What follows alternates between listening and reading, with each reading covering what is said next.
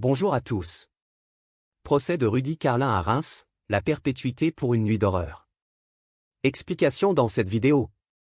Retour le jeudi 27 mai 2021. Aurélie a 19 ans. Ce soir-là, elle a rendez-vous avec son petit copain, Baptiste, un camarade de lycée devenu son amoureux. Ils doivent aller au restaurant à Reims pour célébrer les 3 mois de leur idylle. Peu avant 19h, le grand brun au petit collier de barbe passe la prendre chez sa mère, à Saint-Gilles, au volant de sa polo blanche. Ils repartent ensemble, et comme ils sont en avance pour le resto, ils se garent en chemin pour discuter un peu, au pied du château d'eau de Curville. Peu avant 20h, une Audi A5 noire passe et ralentit à leur hauteur. Aurélie remarque que le conducteur les dévisage avec insistance. Quelques minutes plus tard, l'homme est de retour et se gare le long de leur portière. « Tu sais où je peux trouver du shit ?» demande-t-il à Baptiste. Mais celui-ci n'a pas le temps de répondre. L'autre jaillit déjà de sa berline, un fusil de chasse à la main. Il plaque le canon contre la vitre de la polo, demande à Baptiste de retirer la clé du contact et de sortir. Le jeune homme s'exécute. Aurélie sort également et le rejoint. « Grimpe dans le coffre de ma voiture !» ordonne l'agresseur à la jeune femme. Elle refuse. Baptiste s'avance alors et se place devant elle. Un geste protecteur courageux. Mais qui va lui être fatal? Sans hésiter, l'inconnu tire. Baptiste s'effondre en hurlant de douleur, le poitrail criblé de plomb. Puis le tireur attrape Aurélie et la pousse d'autorité vers son coffre. « Grimpe !» répète-t-il. Cette fois, tétanisée, la jeune femme obéit. Mais par chance, elle a son portable dans sa poche. Une fois le haillon refermé, elle tente en vain de joindre le 17 et le 112. Puis elle envoie un texto à sa mère. « Je me suis fait enlever par un mec, j'ai peur. » Elle est incapable de donner la direction prise par son ravisseur. Sa mère alerte aussitôt les gendarmes. Quelques minutes plus tard, la captive parvient à joindre les pompiers. « Je suis dans le coffre d'une Audi noire, j'ai peur, je ne sais pas quoi faire, localisez-moi. » supplie-t-elle. Mais l'autre l'a entendu. Furibard, il s'arrête, lui arrache son portable des mains et l'éteint. Malheureusement, sur la base de ces seuls éléments, les gendarmes ne parviendront pas à localiser la berline qui file sur les routes de la Marne. Pour Aurélie commence un cauchemar qui va durer 12 heures. Un voyage en enfer. La menace du téléphone écarté, l'inconnu, un type émacié d'une quarantaine d'années. Le visage marqué par les excès, installe la jeune femme sur sa banquette arrière. Il lui attache les mains avec une ceinture et un vieux t-shirt. Puis il la palpe pour vérifier qu'elle n'a pas d'autre appareil qui permettrait de la localiser. « Fais pas la maline ou je te mets une balle dans l'entrejambe. » la menace-t-il. Aurélie comprend qu'il va la violer, ce qu'il confirme cyniquement. « J'ai pas tiré sur ton mec pour rien. » ricane-t-il. Puis il se remet au volant. Tous les quelques kilomètres, l'homme s'arrête pour boire un peu de vodka au goulot, avaler des cachets ou se rouler un joint. À un moment, il fait une halte dans une station-service. Aurélie se retrouve seule dans la voiture. Que doit-elle faire? S'enfuir au risque qu'il la rattrape? Prendre le fusil resté entre les deux sièges? Elle ne saurait même pas s'en servir? Mais trop tard, son bourreau est déjà de retour. Il reprend la route, sans manifestement savoir où il va. La jeune femme tente de lui parler. Peut-être réussira-t-elle à le raisonner? Mais vers 5 heures du matin, il s'arrête soudain dans un endroit désert. Il baisse son pantalon et l'oblige à lui faire une fellation. Ce n'était qu'un début. Il faut que ça aille plus loin. Lui annonce-t-il. Je ne peux pas, j'ai mes règles, lui dit maladroitement Aurélie. Je m'en fiche. Mettez au moins un préservatif. Le supplie-t-elle.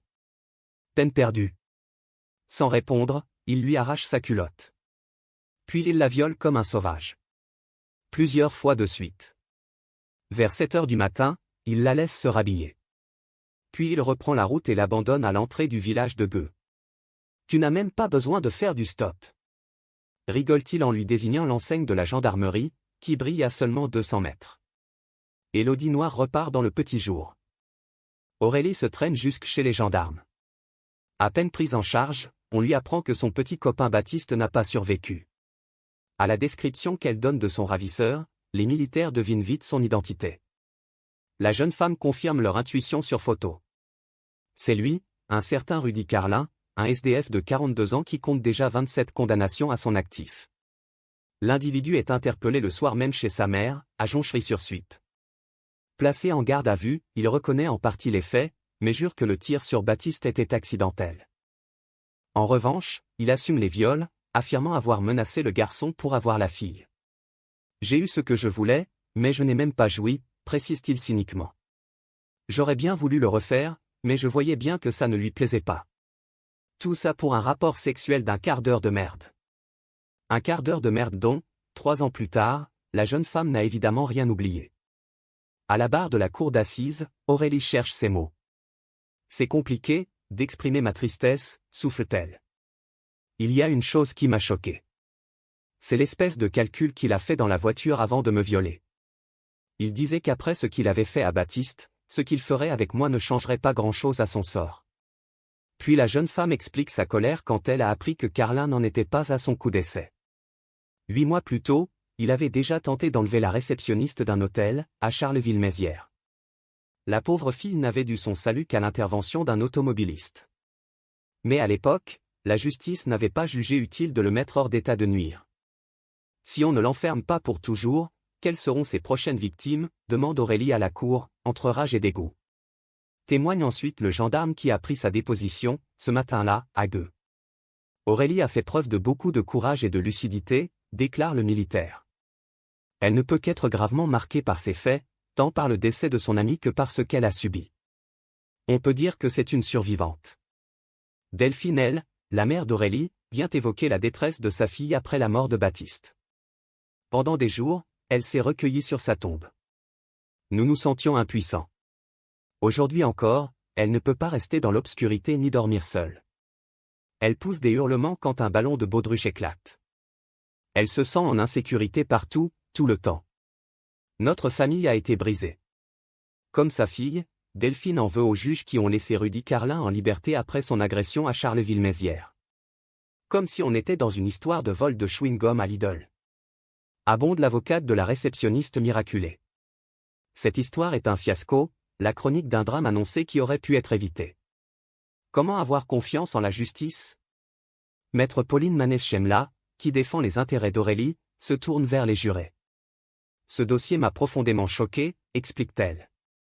Il m'a empêché de dormir, comme vous, j'en suis certaine. Vous avez compris le danger auquel nous serons tous exposés s'il sort un jour de prison? Tout ce temps, l'intéressé ne bronche pas assis dans son box, Rudy Carlin affiche une nonchalance horripilante. Il feint même de ne plus se souvenir du prénom de ses victimes, provoquant un tollé dans la salle.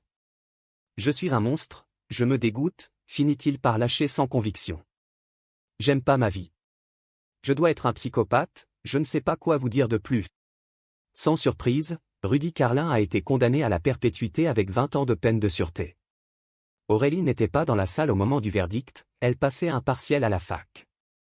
Sans doute la meilleure façon d'enfin recommencer à vivre. Merci d'avoir regardé, n'hésitez pas à partager la vidéo avec vos amis et à vous abonner à notre chaîne pour ne manquer aucune de nos futures vidéos.